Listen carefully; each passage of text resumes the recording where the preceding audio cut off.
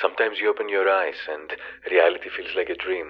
You don't know what is real, what is fantasy, what is true, and what is carefully fabricated.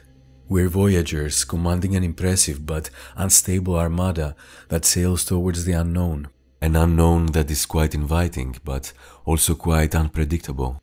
The precarious times that we created are here to stay, and we sometimes reduce ourselves to mere observers of an inevitable future.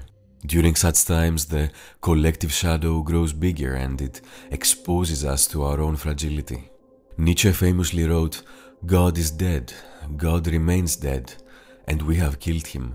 Must we ourselves not become gods simply to appear worthy of it?" We wanted to become gods, and we got devoured by our own vanity. We reduced ourselves to primitive instincts and realized that the road to theosis is no bed of roses. We cannot shy away from this truth. Reality is unknowable, forever hidden behind the veil of our assumptions, preconceptions, definitions, and paradigms. Our leaders really try hard to do the best for us, but inevitably get lost in the translation of what is the best for us. Some people are pessimists and some people are optimists. In the end, nobody really knows what the future will bring.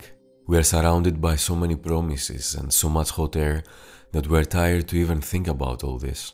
We're lost in a mishmash of megalomania, ambition, and greed. All these are just projections. Projections of a lack of honesty towards the real issues that we are facing. Carl Jung said quite elegantly about projections the following: "The effect of projection is to isolate the subject from his environment, since instead of a real relation to it, there is now only an illusory one. Projections change the world into the replica of one's own unknown face." And it makes sense. We humans are greatly disturbed by fear, anxiety, and uncertainty, and in seeking to becalm our existential angst, we sometimes anchor ourselves to irrational and ignorant practices that offer certitude and stability. I mentioned before that we think that our voyage is smooth, but it actually resembles something like a Mad Max narrative. Let me elaborate. The unprecedented evolution of technology led to the expansion of our growth practices in every level of our societies. We accelerated entropy and increased the level of complexity in our systems to the extent that we are unable to control them. We are actually running faster than we can, chasing something abstract and incomprehensible. Yes, we want the perpetual betterment of our species. Yes, we want to eradicate hunger and poverty. Yes, we want to minimize inequality. Yes, we want to achieve self-transcendence. But we need to take into account that we're not omniscient beings with benevolent mindsets. We're still greedy, we're still hungry for power, we're still psychologically ill, we're still unspiritual, we're still humans. If there is one thing that we learned from evolution is that evolutionary changes take a lot of time. We want to hack evolution and transcend human nature as fast as possible, but most probably this will backfire. We don't necessarily need to race that fast. Our journey could be quite smooth. Instead, we choose to ride Mad Max's Interceptor, constantly tweaking it and pumping it so it can maintain us on the desert road for as long as possible. That happens because we are not sure of how to face the unknown. When facing the unknown, panic is the first automatic human response. Then comes acceptance, then comes adaptation, then comes cooperation. In the face of danger, our brain switches to panic mode and we become even more irrational than we already are. But why can't we escape this mental prison? The answer to this question lies in the periphery of one's consciousness. We live aimlessly, breathe mechanically, and act in the surging flux of the present tense. We forget to breathe properly and act as rational agents instead of primitive, egocentric beings. We can adapt to new realities faster and better than we actually expect. If we take a step back and look at the bigger picture, panic should act only as an alarming mechanism, not as a survival mechanism. Survival comes through cooperation and caring, not through panicking and despair. Carl Sagan once wrote, "In the course of looking deeply within ourselves, we may challenge notions that give comfort before the terrors of the world." Let us challenge these notions now. Let's move to caring a bit faster than usual. We are in this together and we can face the unknown together. We know this, we just keep forgetting it, and one of the main reasons is the current version of capitalism that we have adopted. Capitalism prevailed after the Cold War and for good reasons. It is a system that attempts to orchestrate financial freedom that is predicated on the responsibility and ambition of each individual. In theory, this sounds great, but in practice, there are some caveats to consider. Equality of opportunity is indeed a freedom that we ought to celebrate. However, we need to also realize that opportunity has different levels depending on social conditions. The conditions in poor ecosystems are clearly less favorable than these in rich ecosystems, regardless of the genetic makeup of the individual. This clear handicap creates all sorts of problems, especially in highly populated areas where the competition in the workplace and the resource acquisition is high. So inequality becomes the norm in capitalism, and it is this inequality that creates instability and dissatisfaction. Capitalism is not a panacea.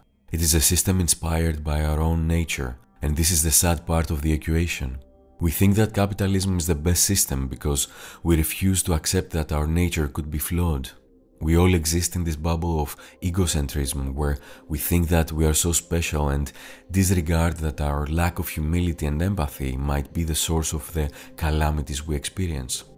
We need to create refuges of beneficial order that deny the idea of constant antagonism and embrace the idea of synergy despite our differences. The key is to open our minds to further possibilities and refuse the pseudo-comfort of passivity. A passivity that leads to a dystopic reality. Dystopias exist everywhere and nowhere. They are fed by our demons and are projected outward as physical creations that reflect the color of our inner world. By 2030, depression will be the #1 cause of illness worldwide. Dystopias are essentially a manifestation of our depression. If you walk in a city, regardless of where you are in the world, you will notice signs of both utopias and dystopias. Whereas dystopia has one meaning, bad place, utopia can mean both good place and no place. In other words, utopia can be something ideal and reachable, but it can also be something unattainable and non-existent, like a far-fetched dream. So what happens here is a wordplay and a perception play. Language is used as a way to interpret the world, and because this interpretation has many faces, we play with words in order to ensure the plurality of present and future possibilities. In any case, dystopias and utopias constitute points of view. Even in the most idyllic place, humans can find reasons to complain. Even in the midst of chaos, humans can maintain stillness and peace of mind. The fact is that entropy will keep increasing, and we need to be constantly aware of this. The more entropy increases, the more we lose track of what is going on at a macro level. That is a sign that we need to bring ourselves back to our own level of influence.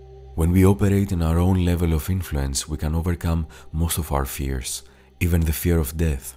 Meditating on the fear of death is quite a bizarre mental challenge, because it's not so much about the fear of death itself, for death is a state of nothingness which, as far as we know, has no connection to our current state of being.